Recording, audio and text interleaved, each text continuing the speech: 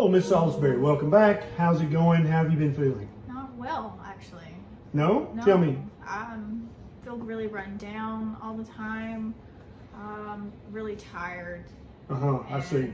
I have a lot of achiness and just. Yeah. You're achy a lot? I hurt a and lot. Achy, no energy. What about, do you have some, like you're sore when you touch, you just like you don't Yeah, feel? I mean, Yeah. I'm Gotcha. hurting. Okay. So this is definitely fibromyalgia. I'm going to get you a prescription for Is there Lyrica. Is there a test, maybe? No, there's no test for fibromyalgia. No test. No, but that's definitely what it is. We're going to try some Lexapro for a month and come back in a month and tell me how you're doing. Okay. Well, how did my labs look? Did you? Look They're at all my lab? normal. Yeah, everything, I checked everything, it's great. Got your lab results back. Could you run over your symptoms one more time for me? Yeah, just feeling run down all the time. Like I can barely get out of bed.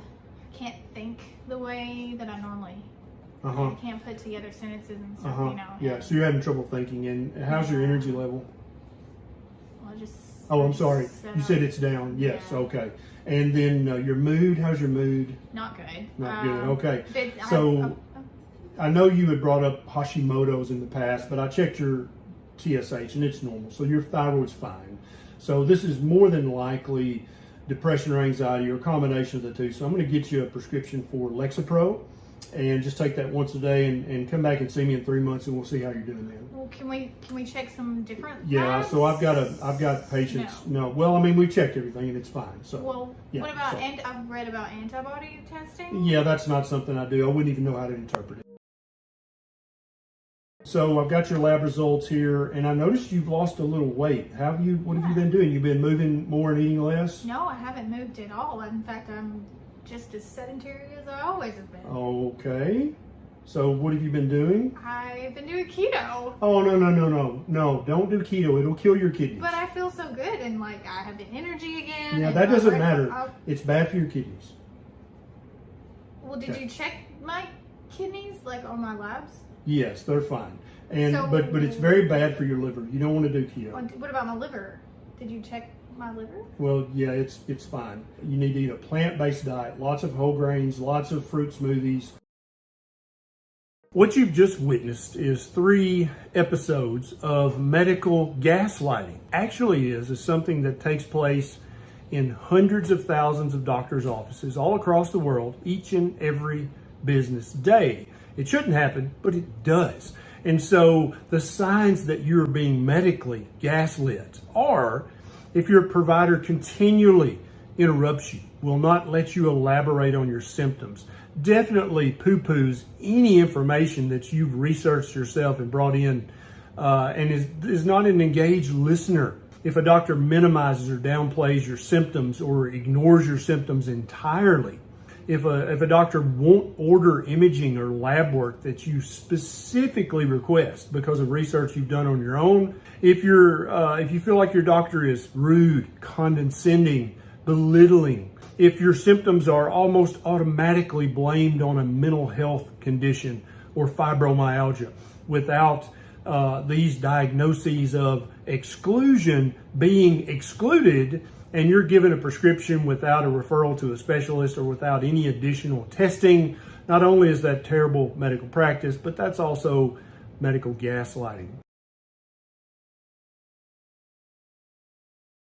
If you have had these things done to you, you have not been given good medical care, and indeed a very important life-threatening diagnosis may very well have been missed, and you may be taking a prescription medication that not only do you not need and are not benefiting from, but you may be having a list of side effects.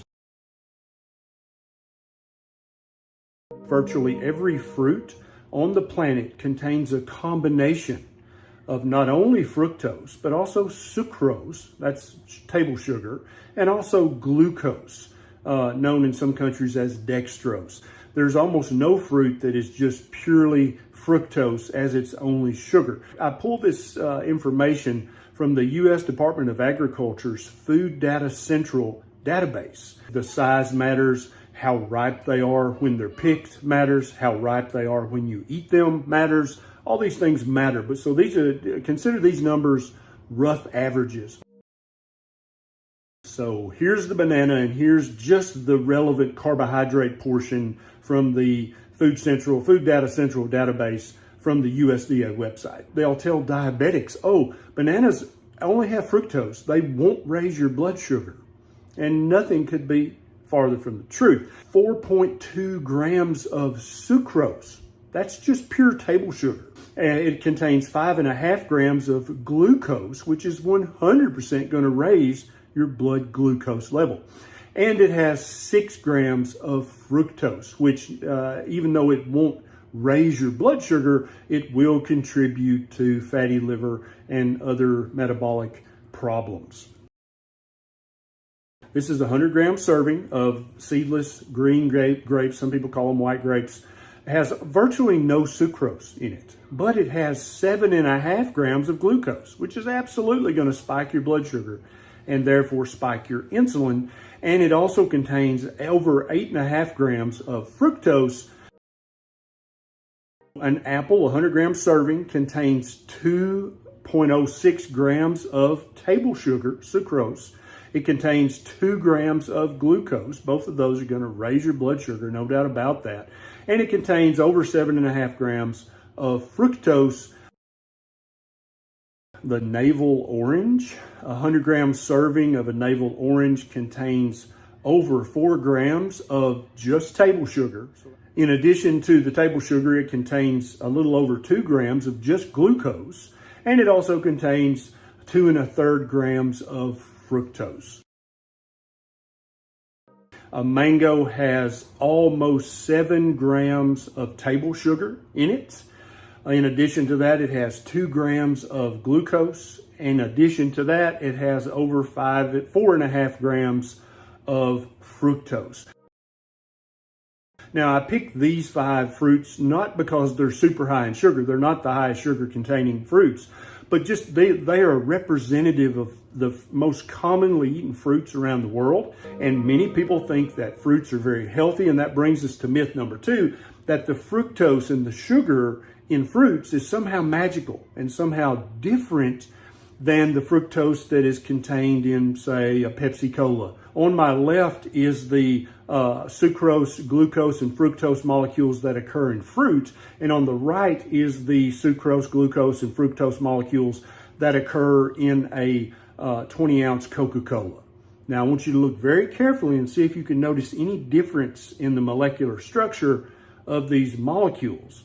Now, of course, that's a trick question because they're exactly the same. There's no difference. There's nothing magical about fruit sugar. And that brings us to the third myth about fruits and the sugars they contain, is that somehow, even though fruits contain all the sugar,